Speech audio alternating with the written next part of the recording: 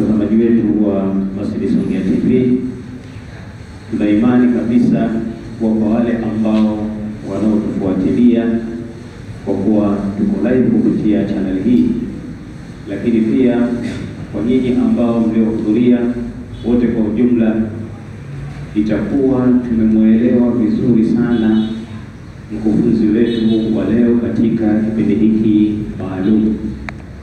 Lakini pia imetokea bahati kubwa kwa sababu ameruhusu maswali yoyote yale ya kibenki, yani kwa maana kwamba hata kama itakuwa kwenye eneo fulani hajagusa na wewe ndio hamu yako hiyo, basi moja kwa moja ni kwamba ameruhusu. Na mimi kidogo baada ya haya ningependa kunukuu swali, kwa sababu kuna maswali ambayo shekhe yametumwa hapa. Swali la kwanza, kabla bado hatujampisha imamu, kwa maana imamu alikuwa na karatasi yake anaandika, huenda atakuwa na lolote ile la kuongea. Swali la kwanza ambalo limetumwa na mtazamaji wetu wa live anasema kuwa ukiachilia mbali kiimani, nini maana ya riba na hasara za riba kiuchumi? Ukiachilia mbali kiimani, nini maana ya riba na hasara za riba kiuchumi? Hili ni swali mojawapo ambao miongoni mwa maswali yaliyo. Sasa nafikiri tungekuwa tunajibu kidogo kidogo ingekuwa ni bora zaidi, kwa sababu yako mengi sana. Karibu sana. Naam, ameuliza nini maana ya riba. Riba katika lugha, kilugha nyepesi, yani riba lughatan ni ziada, huwa ziada. Riba katika kilugha ni ziada. Si imeeleweka Yamhaqu Allahu riba wa yurbi sadaqat. Hiyo wa yurbi ndio inarudi kule kule katika riba. Simenielewa Kiistilaha lugha, riba ni ziada inayowekwa katika nini? Katika mkopo, au ni ziada inayopatikana katika utofauti wa kubadilishana bidhaa zinazofanana. Inategemea tunazungumzia riba za aina gani. Kuna riba al-fadl, riba an-nasai. Kwa mfano, mmebadilishana tende debe moja kwa tende madebe mawili, hii ni riba, lakini hii ni aina fulani ya riba. Waislamu, sikuacha kuzungumzia riba kwa bahati mbaya, kwa sababu darsa ya riba ni darsa hasa inajitegemea. Nikija hapa nitazungumza mimi lisali 1:30 na waelekezeni riba, nikimaliza mnauliza maswali. Ni darsa pana sana darsa ya riba. Si mmenielewa? Lakini turidhike kwamba riba tafsiri yake ni ziada. Nyepesi kabisa, ni ziada. Na riba ina athari hasi katika uchumi wa aina yoyote. Tunashanielewa Wewe usiyejiweza nakupa 10,000, alafu nakwambia nilipe 12,000. Tumeshanielewa? Hiyo ni ziada, nimekuongezea baadaye. Tumeshanielewa? Lakini sasa mtu anaweza akauliza, mbona wewe unasema huyu aloweka 10,000 akaniambia nilipe 12,000, huo ni mzigo, wakati wewe unanikopesha madera thamani yake 10,000 unaniambia nilipe 12,000? Mbona usemi huo ni mzigo? Si ndio hivyo? Kuna kitu katika uchumi ni muhimu sana, sitaki niende mbali Waislamu, inaitwa effects of realization of purpose. Athari za mtu kufikia makusudio au lengo la kile ulichotaka ukifanya. Tumeshanielewa? Mimi nataka nikuulizeni swali dogo tu. Nikikupa 100,000 hapa, nikakwambia bwana shekhe kaanzishe genge kule kwako Chamanzi kule, kaanzishe genge, uwezekano wa mpaka inafika saa 12 kuwa 100,000 imebaki 50,000 ipo au upo? Yani ile 100,000 nilokupa, uwezekano wa kwamba ikifika saa 12 100,000 imekuwa 50,000, uwezekano huo si upo? Si ndio? Kwa sababu nyingi sana, si ndio? Mama anaumwa, mtoto kaanguka, pesa ya ada, watu waoya wamekuja wanadai marejesho yao, unajikuta lile lengo ulochukulia ule mkopo halijafanyaje? Halijafikiwa. Badala ya kwenda kuanzisha genge na 100,000 mpaka jua linakucha na shilingi 50,000. Kitendo hiko peke yake kina athari kwenye uchumi. Genge utafungua, familia yako itakwamuka na umaskini. Si umeshanielewa? Je, mimi nikupe 100,000 au nikwambie hivi, bwana genge si unalo kule, wewe si unahitaji stock ya gengeni kwako, basi mimi nakuletea stock ya genge, wewe uanze kuuza genge moja kwa moja. Nani aliyekusaidia? Aliyekupa bidhaa ukaanze na genge moja kwa moja, si ndio? Kwa sababu hata ikipigwa simu baba kadondoka juu ya mwembe, wewe una hela kutuma? Au utatuma zile embe na mchicha nilokupa? Utatuma? Uwezi kutuma. Biashara yako wewe itafanikiwa. Si umeshanielewa? Sasa ni mada pana Waislamu, na naomba niridhiwe, na aliuliza swali aniridhie nisielezee kwa urefu athari za ni mada pana sana. Ndio maana Waislamu nikasema jamani, hii mada ni pana. Tukiridhia mimi nitakuwa tayari kujitolea kuja Masjidi Songea, itakuwa ndo sehemu yangu, tunakuja tunapeana darsa, tunaelekezana inshallah, na tutakuja kuiexpand baadaye. Alhamdulillah, baada ya swali la kwanza hilo kujibiwa, basi moja kwa moja tuchukue na upande wa wale ambao ni hadhirina, kwa maana kwamba tuliohudhuria hapa. Kwa yule ambaye atakayekuwa na swali, imamu tuanze kwako au tuendelee? Wote kwa mwisho. Imamu atakuwa mwisho, mwenyewe ameruhusu. Naam, aje huko, njoo kumuuliza swali, aje huko.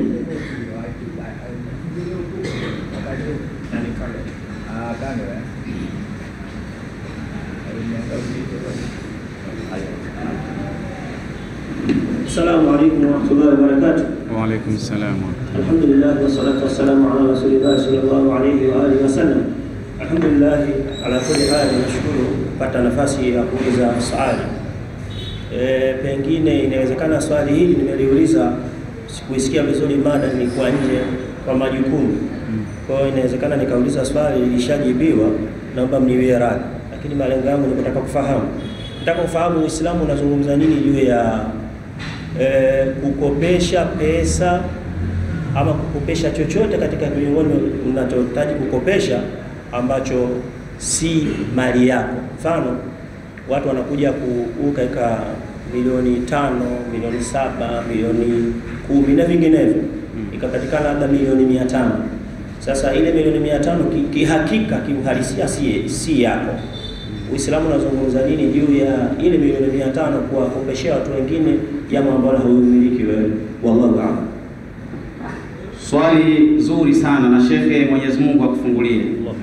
Miongoni mwa maswali ambayo yanawatatiza sana watu, wanasema nyinyi Islamic Bank mnasema nyinyi benki za Kiislamu, sisi tunaleta pesa zetu tunaweka, nani alowaruhusu mkopeshe? Si ndio? Ndio swali hili, si ndio Nyinyi Islamic Bank mnakopesha pesa za kwenu, ridhaa hiyo mmetoa wapi za kukopesha pesa hiyo? Si ndio Sasa nielezee kitu kimoja, na nielezee kutoka kwa mfano perspective ya Amana Benki. Sawa Sheikh? Amana Benki inavyopokea zile pesa zinavyopokea kutoka, yani manake wateja wanavoleta pesa zao, wanaleta pesa zao kupitia mkataba mmoja unaitwa wadia. Wataalamu wa muamalati wapo hapa. Wadia ni mkataba wa mtu kukupa mali yake umuhifadhie. Ndio kile alichokuwa nakifanya Mtume sallallahu alaihi wasallam, mpaka akaitwaje as-sadiqu al-amin. Anachukua mali za watu anawahifadhia, wakija anawarudishia zile, na ndio mnavyotaka nyinyi, si ndio bwana? Nyinyi Amana Benki, mimi nimeleta 10,000 namba 110, mbona nakuja kutoa amenipa 118, nataka 110 yangu, si ndio? Hiyo ndio wadia. Wadia unaleta ni kuhifadhie, kama vile ambavyo mwanao anaweza akakupa pesa, baba nimepewa zawadi juzi, nimesoma Qur'ani shule, nimepewa zawadi nihifadhie baba yangu mpaka sikukuu utanipa. Ndio wadia hiyo bwana. Umeelewa Sasa wadia, shekhe wangu, zinagawanyika katika maeneo mawili. Wanasheria wanaigawanya wadia, mkataba huu wa kuhifadhiana vitu. Kuna wadia inaitwa wadia yadi dhamana na wadia yadi amana. Wadia yadi amana ndio mkataba ambao hela nilokupa ndio hela hiyo unirudishie, kwa sababu wadia yadi amana inamzuia yule aliyeaminika kufanya tasarufat kwenye ile pesa. Yani kwa mfano mimi nikikupa 10,000 yangu nikakuambia shekhe nishikie 10,000 yangu utanipa. Bwana unaitaka hii ndio hii. Maana yake hiyo ni wadia yadil amana. Unatakiwa unirudishie 10,000 ile ile. Simenielewa eh? Lakini inawezekana ikawa ni wadia yadi dhamana. Wadia yadi dhamana maana yake bwana shekhe, wewe unajua kama mimi mfanya biashara ndio. Umenipa 10,000 yako. Mimi 10,000 nitaitumia. Umeshanielewa eh? Ila ukihitaji 10,000 yako muda wowote nitakupa. Umenielewa alhabibi? Mimi natumia hii 10,000 ulionipa. Ukihitaji 10,000 yako muda wowote mimi nakugaranti. Ndio maana neno dhamana, wadia yadi dhamana. Kwa maana yule wa mwanzo ambaye ni wadia yadil amana, kullu aminun idda'a raddi ila man tamanahu suddiqa biyamini. Sheria ndio inasema hivyo katika muamalati. Yule wa mwanzo yule uliyempa 10,000 ukamwambia hivi, bwana shika hii 10,000 nirudishie hii. Yule akija akikwambia bwana ile 10,000 ulionipa imepotea, yule bwana adaiwi yule. Sheria inakwambia bwana huwezi kumdai kwa sababu ulimuamini na sasa hivi anakwambia imepotea. Si umenielewa eh? Ndio kullu aminun idda'a raddi ila man tamanahu suddiqa biyamini. Lakini huyu ambaye ndio benki sasa unampelekea 10,000 yako, yeye anakwambia bwana sikia, mimi 10,000 nitaitumia, nitawakopesha watu, nitafanya hivi, nitawekeza, ila ninachokugaranti ni kwamba muda wowote utakapoitaka 10,000 yako mimi nitakurudishia. Hebu naambieni Waislamu, kuna mtu alienda benki kuchukua hela yake akaambiwa shehe hatuna njoo kesho kutwa? Yupo kati yenu? Yupo? Ikitokea hivyo labda ni matatizo ya kiuchumi au nini, lakini mimi siamini kama yupo kati yenu aliyewahi kwenda benki akaambiwa bwana na 100,000 yangu, akaambiwa shehe njoo kesho leo hatuna hela. Ukienda 100,000 yako unapewa muda huo huo. Ndio maana wadia yadi dhamana. Na benki hata siku moja hawezi kukuandikia message, Sheikh Juma ile hela uloweka subhanallah majambazi wamekuja kuiba, imeibwa yote, pesa yako shekhe hamna, tunaomba radhi. Hapana, sheria inataka shekhe lazima urudishiwe, benki imeibiwa benki. Na ndio maana kwa sababu wewe ulimpa pesa yako benki akushikie, yeye kaleta ufundi kafanya tasarufati ambazo tasarufati hizo zinamfanya yeye pesa yako ikipotea yeye lazima alipe. Lakini kwa kumalizia, walmuslimuna ala shurutihim, waislamu wana makubaliano yao. Wewe unapoenda kufungua akaunti pale, labda tu kama hujasoma ile fomu ile kuna sehemu pale benki inaomba idhni yako. Nazungumzia Amana Benki, vijana wangu wapo hapa. Mkitoka kwenda kufungua account pale kwa anayetaka, anaweza akaipitia ile fomu aone. Benki inakwambia hivi, shekhe, unatuletea amana, lakini tunaomba idhni yako tuzitumie hizi pesa katika mambo mbalimbali ambayo ni ya halali. Na wewe unasaini kwenye fomu, chwaka. Si ndio ijabu alkabuli hiyo? Umeombwa ridhaa, unataka ridhaa gani tena? Si umenielewa? Shekhe, benki ya Kiislamu au vijana wangu nimepotoka? Si ndio hivyo? Lazima panaombwa idhini kwamba bwana unatuletea, lakini sisi tunaomba idhni, hii pesa unayotupa tutaitumia, ila utakapoitaka muda wowote ule tunakurudishia. Ndiyo wadia yadi dhamana. Sijui shekhe kama nimekutosheleza.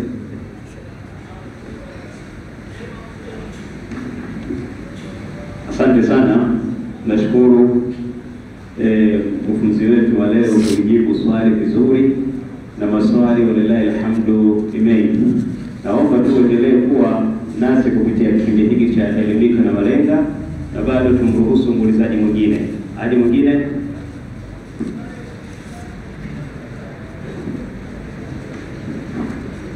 Assalamu alaykum wa rahmatullahi wa barakatuh.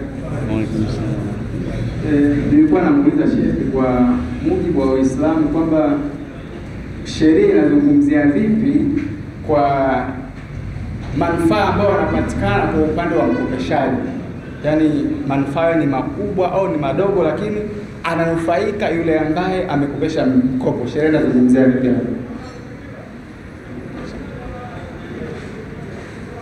mkopo ni mkopo upi? Yaani ndio nirudi kule nilikosema mwanzo. Waswahili akikukopesha hela anaita mkopo, si ndio Akikukopesha bidhaa anaita mkopo. Huu mkopo wa hela bwana inaitwa qardh. Man dha alladhi yuqridu Allah qardan hasanan fayudha'ifahu lahu adha'afan kathira. Si ndio? Huu ndio mkopo. Huu hautaki manufaa. Kullu qardin jarra manfaa fahuwa riba. Lakini kuna mtu anakopesha simu. Sheikh, sasa hivi michezo ya kukopesha simu ipo kweli kweli.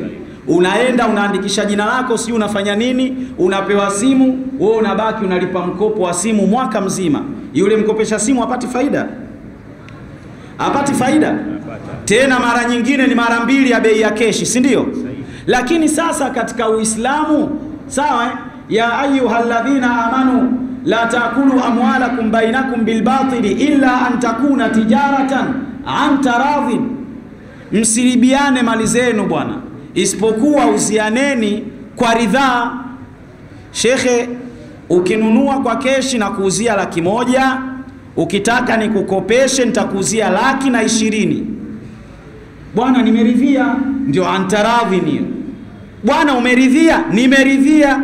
Sheria ya Uislamu ina ugomvi gani hapo kama mmeridhiana? Labda iwe ni bai'ul mudhtar, hicho ni kitu kingine. Kuna kitu kinaitwa bai'ul mudhtar. Bai'ul mudhtar, unajua mtu anaumwa na dawa unayo wewe, dawa inauzwa 100,000, unamwambia bwana mimi dawa yako nayo ila nauza 1,000,000 kwa sababu unajua huyu bwana kwa vyovyote atanunua, si ndio? Hiyo ni bai'ul mudhtar. Lakini kama mmeuziana kwa ridhaa, bwana isimu nitakuuzia kwa 120,000, akaridhia muuzaji, akaridhia mnunuzi, na ukamwambia mi faida yangu hii, la kama uwezi lipa keshi nitakuuzia hivi, na akaridhia, Uislamu unasema mmeridhiana. Labda kama kuna mtu ana hadithi inayosema haifai. Kuna wengine, shekhe niongezee swali hapo, wengine huwa wanakuja natuambia Uislamu unakataza kuchaji bei kubwa. Hiyo hadithi iko wapi? Niletee hiyo hadithi. Na ukiipata hata kesho nitumie, shekhe anihifadhia nitumie. Hakuna hiyo hadithi. Mtume sallallahu alayhi wasallam alimpa mmoja ya maswahaba zake riali 2, dinari 2 sijui, akamnunulie mbuzi. Yule bwana alivyokuwa mtaalamu wa biashara, akaenda zile dinari 2, baada ya kununua mbuzi mmoja akanunua mbuzi hawa 2. Alafu alichokifanya yule mbuzi akamuuza tena kwa dinari 2.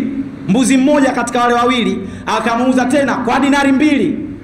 Kwa hiyo akarudi kwa Mtume sallallahu alaihi wasallam akiwa na dinari 2 alizopewa na mbuzi aliyemtaka Mtume Muhammad sallallahu alaihi wasallam. Mtume sallallahu alaihi wasallam akamuombea dua yule bwana, mpaka maswahaba wanasema fakana lau ba'a turaban la rabaha fihi.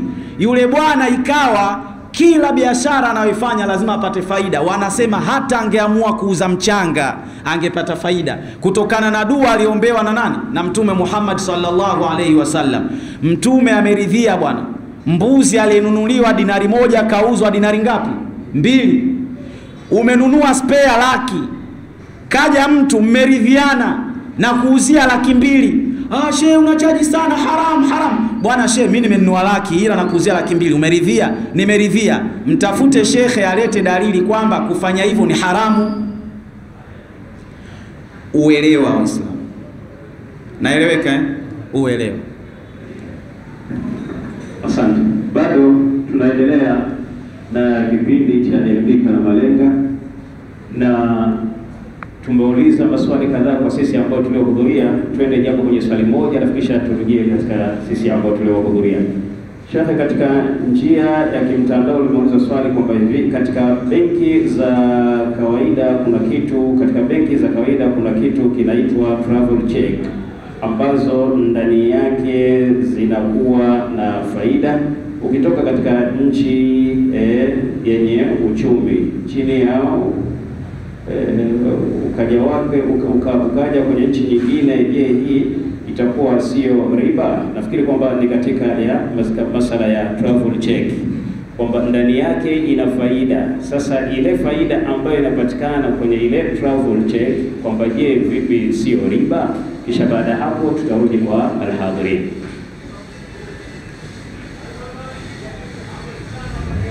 Elimu ya cheki ni kama vile ni jambo fulani jepesi, lakini inawezekana wengi pia hatulielewi.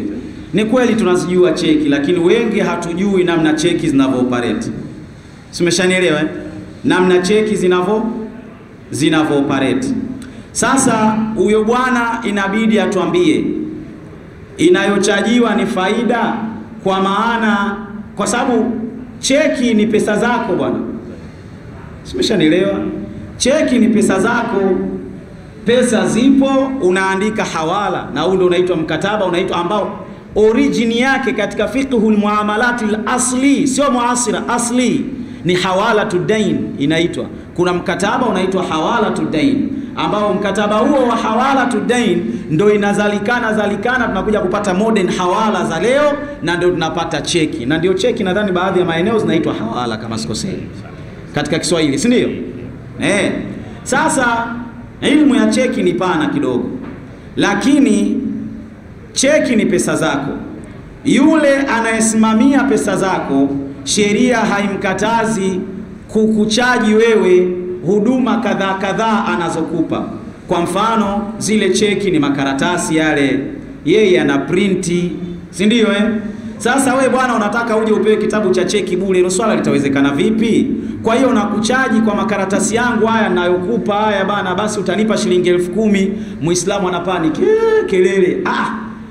We bwana, benki za Kiislamu sio taasisi ya hisani. Ni kama wewe unavyouza duka lako Kariakoo na ndio wenzako nao wanatafuta faida. Kwa hiyo wewe hutaki kuchajiwa, unataka sisi tutoe makaratasi tukutengenezee cheki tukupe bure. Haiwezekani.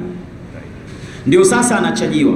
Kwa travelers check ni cheki ambayo mtu anaweza akatoka nayo katika nchi moja na kwenda nchi nyingine. Sawa Na nimuombe muulizaji anipe muda, sawa bwana, nikaipitie vizuri travelers check. Sitaki nijibu hapa nikaja nikakosea akasema yule bwana kaja. Nitaipitia vizuri operations zake, na siku tukipata tutarudi tutaelezana inshallah namna inavyofanya kazi. Na je, hizo tozo anazozizungumza yeye ni tozo za namna gani? Kama ni tozo hizi nilizozisema, kwa maana nakupa huduma, kwa hiyo nakutoza kwa huduma yangu ninayokupa, tozo hizo ni sah na zinasihi. Kama kuna namna nyingine, basi tutakuja kuiangalia na tutapeana taarifa inshallah. Naam, muulizaji mwingine zamu ya Habibu wako.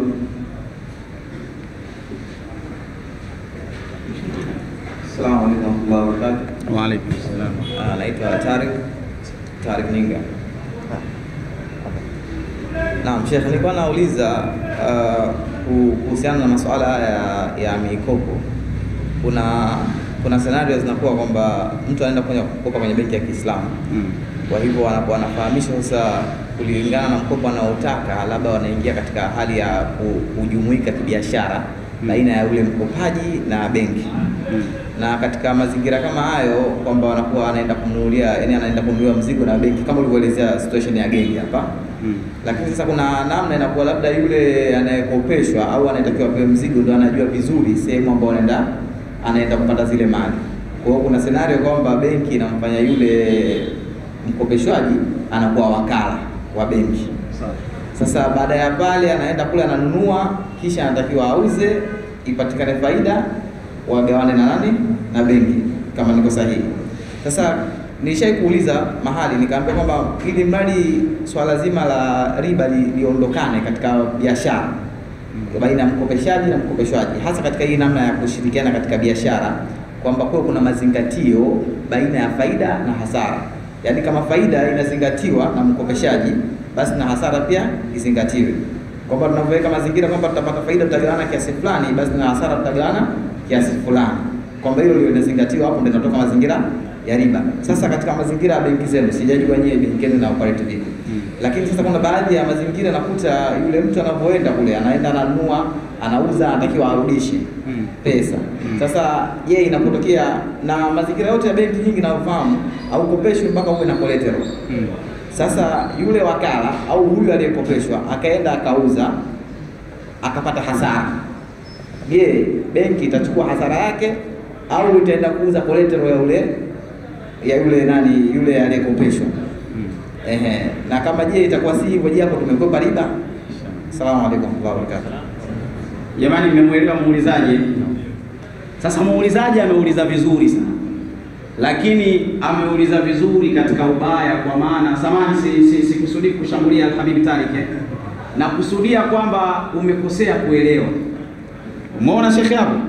Na ndio uelewa ambao wanao Waislamu wengi, si umeelewa eh?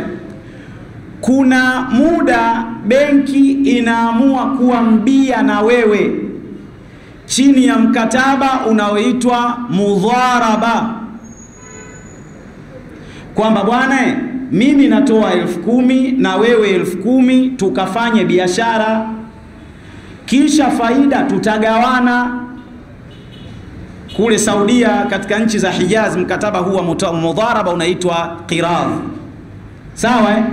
Jamani, huu ni mkataba tofauti. Umesikia shekhe? Mkataba wa ubia ndo nilisema mwanzo, muda mwingine benki mnaweza mkaingia nao ubia wa biashara. Huu ni mkataba tofauti. Mkataba huu wa kukopeshana kwa kuuziana bidhaa, benki haina ubia na wewe mfanyabiashara. Ikhwani, mnanielewa vizuri? Wewe umekuja, nimekukopesha madera, wewe uende ukauze, nimekuuzia kwa faida yangu. Wewe kafanye biashara yako na mimi nipe deni langu. Mimi sio mbia wako katika biashara, mkataba wetu si wa ubia. Ikhwani, mnanielewa vizuri? Msichanganye. Sasa umeenda umefanya biashara, umepata hasara, madeni yamekuwa mazito kulipika. Qur'ani nasemaje? Wa in kana dhu usratin fanadhiratun ila maisara. Na kama uliyemkopesha atafikia kipindi kigumu, basi vumilie kidogo. Lakini mvumilie, hii ni sheria, si sheria. Kuvumilia ni ucha Mungu, yani umeelewa eh? Akiamua asivumilie bwana, avumilii. Si unanielewa eh? Sasa swali linaama, benki ya Kiislamu gani? Mimi nimeweka nyumba, benki ya Kiislamu wanauza nyumba ya Muislamu mwenzao, wanamdhalilisha mtu ana familia. Hizo sasa ni hisia, na dini si hisia. Umenielewa eh? Wewe umekuja kukopa, nikakwambia hivi bwana huu mkopo wangu mimi nakukopesha milioni 10, lakini mimi siamini kama wewe utanilipa, naomba dhamana. Umenielewa? Hii dhamana ndio inaitwa rehani jamani, katika ndio. Hata ukienda katika sheria ya miamalat, hii inaitwa, utaisoma katika mlango unaitwa babu rahni. Tena wanasema hivi, arrahnu fawqa arrahni zid bidaini la daina fawqa daini birrahini. Yule anayekukopesha yule, ili kumpa imani kwamba utamlipa deni lake, muongezee rehani. Kama anataka nyumba mpe, kama anataka nini mpe. Unanionyesha mimi kwamba sawa wewe kweli unakusudia kunilipa. Sasa rehani kazi yake nini? Rehani kazi yake inatumika pale ambapo deni hili lililowekewa rehani limeshindwa kulipika. Si mmenielewa Waislamu? Wewe umenikopa, rehani umeweka pikipiki. Jamani, kwanza tufiki mpaka hapo. Uislamu unakataa kuweka rehani? Uislamu unakataza kuweka rehani au katazi? Aya, umeweka pikipiki, tumekubaliana. Umefika katika miadi yetu, umeshindwa kunilipa pikipiki yako nayo mimi nafanya nayo nini sasa? Swala la mimi kukusamehe deni ndio ile wa antafu aqrabu litaqwa. Mkisamehe ni ucha Mungu zaidi. Si mmenielewa? Lakini sheria hainikatazi kuiuza pikipiki yako kwa sababu si iliyekwa rehani. Tulikubaliana kwamba hii ndio rehani. Na iuza pikipiki yako, nikimaliza nachukua hela yangu ilobaki katika deni, kilichobaki na kurudishia, sijakudhulumu. Kuna kosa hapo? Waislamu, kuna kosa hapo? Tusichanganye habari. Kwa hiyo shekhe, tutakuja, yani hapa najibu katika hali ya kubainisha kwamba uelewa ndio tatizo. Ile unayosema wewe kwamba benki tumeingia ubia, sio hiyo. Ikiwa utaingia ubia na benki katika biashara, basi mtagawana faida, na ikitokea hasara, hasara itatakiwa ibebwe na benki, na ndivyo inavyotakiwa iwe. Ila hii yawe kukopeshwa bidhaa kama mfanyabiashara, wala benki haijakuomba uwe mbia wake, wewe umekopeshwa kwa taratibu nyingine, sio taratibu hizo unazozisema. Na bwana, ukishindwa kulipa ni halali kwa benki kuuza nyumba yako, kwa sababu ni mlango wa rehani, na rehani ni jambo linaswihi katika Uislamu.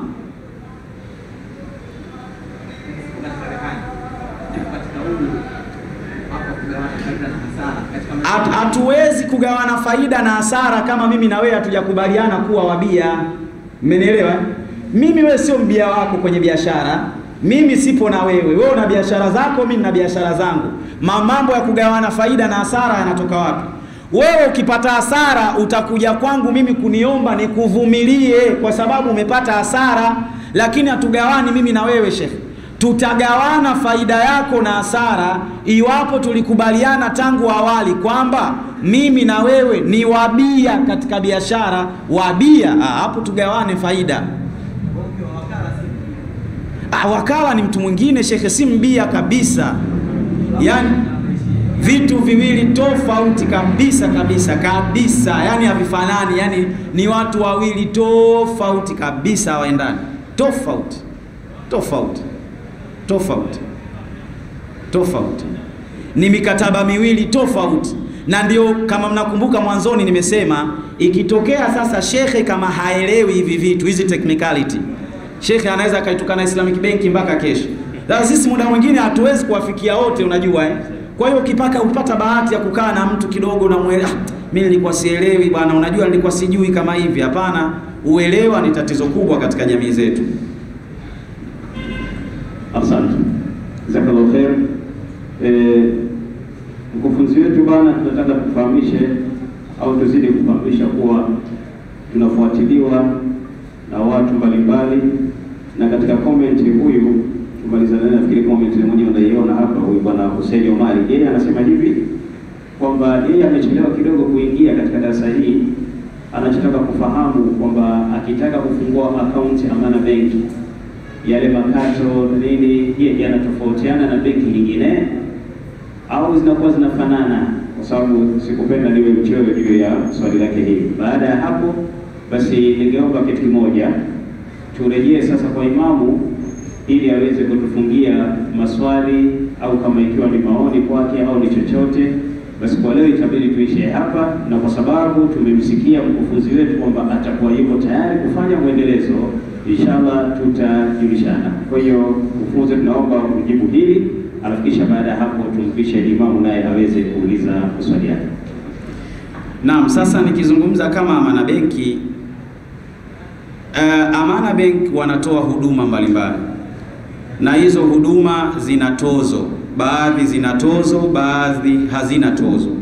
Kwa hiyo hata account, kuna account zenye tozo na kuna account ambazo hazina tozo, kutegemeana na aina ya account ambayo wewe unafanyaje, unaitaka, si ndio Na Amana kama Amana wanajitahidi sana kuhakikisha kwamba zile tozo zao hazimuumizi sana mtumiaji wa zile huduma.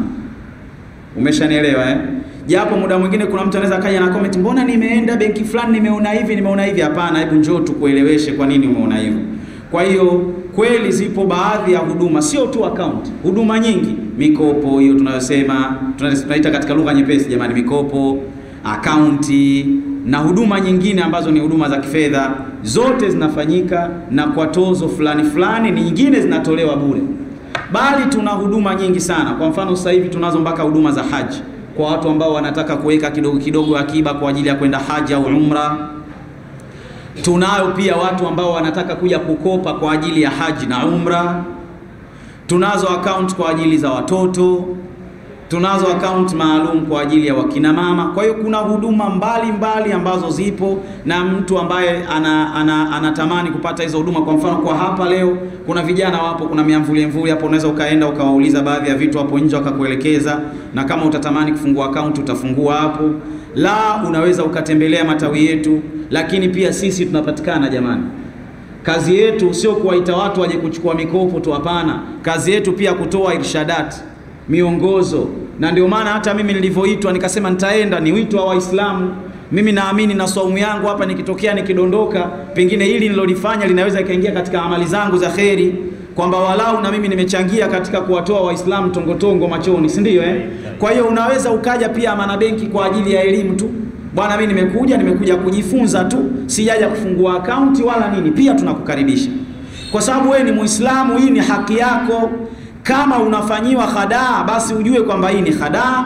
Kama hiki kitu kweli kipo, ujue kipo, halafu unanunua bidhaa unayotaka. Si nimeeleweka Kwa hiyo aje, inshallah tutampatia huduma anayotaka, na kwa pengine kama inatozwa atatozwa tozo kidogo, lakini inawezekana huduma anayotaka au account anayotaka haina tozo kabisa, atapatiwa majana bure kabisa inshallah. Shukrani mtazamaji wetu wa Masjid Songea TV. Sasa hivi tunamalizia nafasi ya maswali kupitia kwa Imam wetu Sheikh Suleiman Naso, kisha baada ya hapo inshallah basi tutakuwa ni wenye kufunga kipindi chetu maalum kwa leo. Imam, karibu.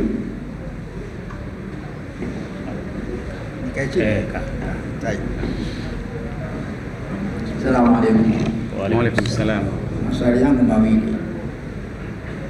Swali la kwanza, mimi nina kiwanja changu, nataka kuingia ubia na Amana Benki, utaratibu ukoje?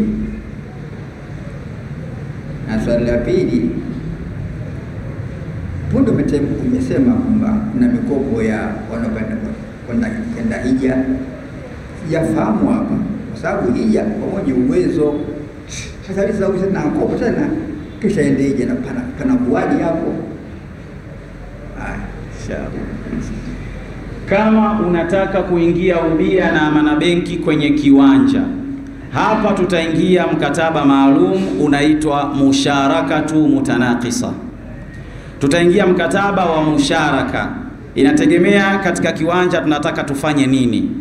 Je, tunakubaliana tujenge alafu jengo tulikodishe? Umenielewa Kwa hiyo wewe utakuwa umetoa kiwanja, mimi Amana Benki nitakuja nitajenga, tutakodisha, tutagawana faida. Lakini katika sheria za Tanzania, Amana Benki au mabenki hayaruhusiwi kumiliki majengo kupitiliza. Ndio maana unakuta mabenki mengi yamefanyaje, yamekodi. Atakaa sijui Golden Plaza, sijui wapi, kote amekodi. Ile si kwa bahati mbaya Waislamu, ni kutokana na sheria. Mabenki hayaruhusiwi kujenga. Tungeamua kwa tunajenga, tungekuwa tunajenga majengo ya balaa kabisa. Hela sizipo, hela zenu. Tungekuwa tunajenga mijengo ya balaa, lakini kanuni hazitutaki tuwe tunajenga ovyo. Kwa hiyo hata wewe ukija ukisema bwana tuingie ubia alafu tujenge jengo, sisi tutakwambia bwana hilo jengo tutajenga, lakini ujue kabisa mimi sina interest ya kumiliki jengo kama benki. Kwa hiyo mwisho wa siku hilo jengo nitakuuzia wewe. Kwa hiyo kweli tutakuwa ni wabia, lakini ni wabia ambao mimi natoka taratibu kwa wewe kununua hisa zangu katika lile jengo. Si mmenielewa Kwa mfano tumeingia ubia wa 50 kwa 50. Mimi kama benki, mimi sitaki kumiliki majengo. Umenielewa Kwa hiyo tunakubaliana bwana hii 50 yangu mimi, wewe utainunua taratibu. Kwa hiyo leo umenilipa 20, kesho umenilipa 10, kesho kutwa umenilipa 30, mwisho mimi nakuwa sio mbia wako, jengo lote limekuwa la kwako wewe. Ndio tunavyofanya hivyo. Si umenielewa Waislamu? Kwa sababu gani? Mimi kama benki sina interest ya kumiliki jengo. Taban ameuliza imamu, na Mwenyezi Mungu ampe afya na amuimarishe aendelee kutuongoza. Alhamdulillah. Swali muhimu kweli kweli. Bwana, nyinyi mnasema mnakopesha watu hela za hija, mmeitoa wapi hiyo? Mbona sheria inasema hajjul baiti man istataa? Mmenielewa anayetakiwa kwenda hija mwenye uwezo. Sasa nyinyi mbona mnakopesha? Jamani Waislamu, hapa tunatofautiana, nalo hili ni darasa. Nitalizungumza kwa dakika 2 inshallah. Jamani, uwezo Waislamu tunachanganya vitu viwili. Tunachanganya uwezo na kuwa na fedha. Si mmenielewa? Yaani kuna mtu ana uwezo. Yaani kwa mfano mimi, najitolea mfano. Mimi ukiniangalia inawezekana uwezo wa 100,000 ninao. Inawezekana, si ndio? Uwezo wa 100,000 ninao. Je, una uhakika ukinisearch hapa sasa hivi unanikuta na 100,000? Yaani ukinisearch hapa sasa hivi 100,000 unanikuta nayo?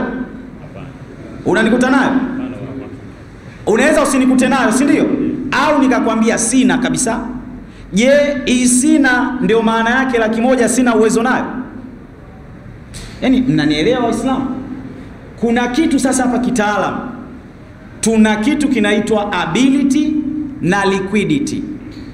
Ability ni kwamba wewe tukikupima kwa mujibu wa mali unazozimiliki, biashara unazozifanya, nyumba ulizozijenga, wewe bwana istitaa unayo. Si mnanielewa Waislamu? Tukikupima kwa mali unazomiliki, wewe majengo unayoyamiliki, biashara zako, majumba yako uliyoyajenga, tukikupima kitaalamu kwa kutumia mtindo tunaita net asset, wewe ni tajiri. Lakini inawezekana tajiri wewe kwa sasa hivi milioni 30 za kwenda hija au uko nazo mfukoni. Hiyo inamaanisha wewe ni maskini Sheikh? Wewe ni maskini kwa sababu hauna milioni 30 sasa hivi. Kwa hiyo sisi Amana Benki ukija unataka mkopo wa hija, cha kwanza tunakuasesi kitu kinaitwa istitaa. Je, wewe una qualify kwenda hija? Uwezo unao? Ambao sasa uwezo huo ndio unaweza pia ukaonekana kwenye uwezo wako wa kulipa lile deni. Kwa sababu sisi tunakuangaliaje uwezo wako? Tunaangalia vyanzo vyako vya biashara, tunaangalia mali zako unazomiliki, tunaangalia vyanzo mbalimbali, si ndio Alafu ndo tunakwambia we bwana uwezo unao. Kwa hiyo kwa kuwa hauna keshi sasa hivi, chukua tiketi hapa, tumekulipia gharama zote za hija, we turudishie taratibu. Kwa hiyo hatumkopeshi kwa sababu hana uwezo bwana. Asiyekuwa na uwezo akopeshwi benki. Mnaelewa vizuri Waislamu? Mnaelewa? We nenda benki pale kaombe mkopo. Watakwambia unafanya biashara gani? Unadhani kwa nini wanakuuliza unafanya biashara gani? Wanataka wajue uwezo unao. Mwisho watakwambia bwana samani kutokana na taratibu zetu na nini wewe hatuwezi kukopesha kwa sasa hivi. Maana yake hilo ni jibu kwamba una uwezo. Umeelewa? Tukikubali tukakukopesha milioni 40 uende hija, maana yake sisi kama benki tumefanya due diligence na tumekupima katika mizania, wewe unaweza. Unajua Waislamu, nikwambie ni kitu kimoja. Watanzania tunaathirika na tatizo moja. Utaratibu wa kuweka akiba hatuna. Utaratibu wa kuweka akiba hatuna. Unaweza ukamkuta mtu wallahi analipwa milioni 3 kwa mwezi, milioni 3 kwa mwezi, na ukimuuliza anakuambia sijawahi kwenda hija, sina uwezo. Wallahi wapo. Hawapo watu? Wewe duka lako la spare alikuingizii pesa ya kutosha kwenda hija? Si linakuingizia? Mbona hujawahi kwenda? Haufanyi savings. Utaratibu wa kujiwekea akiba sisi hatuna. Sasa mimi kama najijua uwezo nao, mshahara wangu mkubwa, na kufuata bwana akamwambia shekhe, hebu nikopeshe milioni 30 kutoka kwenye mshahara wangu ule, kila mwezi nitakurudishia milioni 1. Hiyo uwezo wa kunirudishia mimi milioni 1 si ndio istitaa hiyo? Si ndio hiyo? Ndio famanista hajjul baiti man istataa ilaihi sabila. Kwa hiyo kukopeshwa si dhana ya ufakiri. Kukopeshwa ni dhana. Hivi nyinyi mnajua kwamba matajiri wanakopa? Sasa matajiri wanakopa kwa sababu hawana uwezo. Sisi benki miongoni mwa wateja wetu wakubwa ni matajiri wakubwa wa nchi hii. Mnalijua hilo? Na ndio wenye mikopo mikubwa ya mabilioni ya pesa ni matajiri wakubwa. Wao wanakopa kwa sababu hawana uwezo?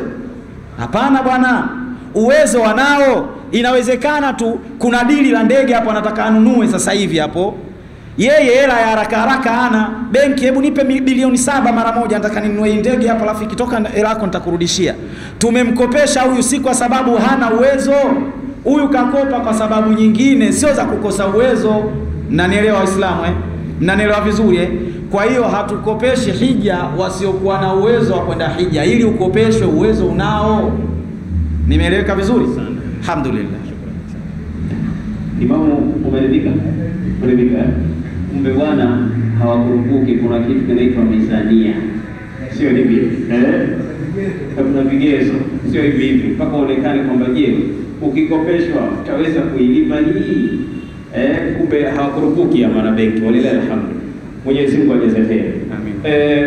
Watazamaji wetu kupitia Masjid Songea TV pamoja na hadhirina wote, mpaka kufikia hapa ndio tumefika katika kipindi chetu maalum, na leo tulikuwa naye mkufunzi wetu Ustadh Salim Othman ambaye yeye ni meneja wa sharia na bidhaa kutoka benki ya Amana. Kwa hiyo mpaka hapa basi hatuna la ziada. Tunamwomba Mwenyezi Mungu Subhanahu wa Ta'ala takabalie somo zetu, lakini pia vile vile atukinge na tuweke sawa sawa katika miamalati ya kila aina, na inshallah moja kwa moja tunawatakieni Ramadhani Karim.